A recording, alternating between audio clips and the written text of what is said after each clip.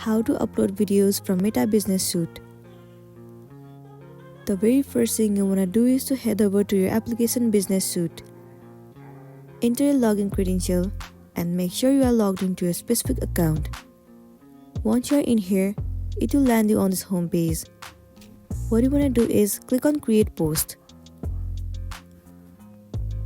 Now select photo or video. Click on Continue. It will open up your gallery. Select the video that you want to upload. Once you have selected, click on Done.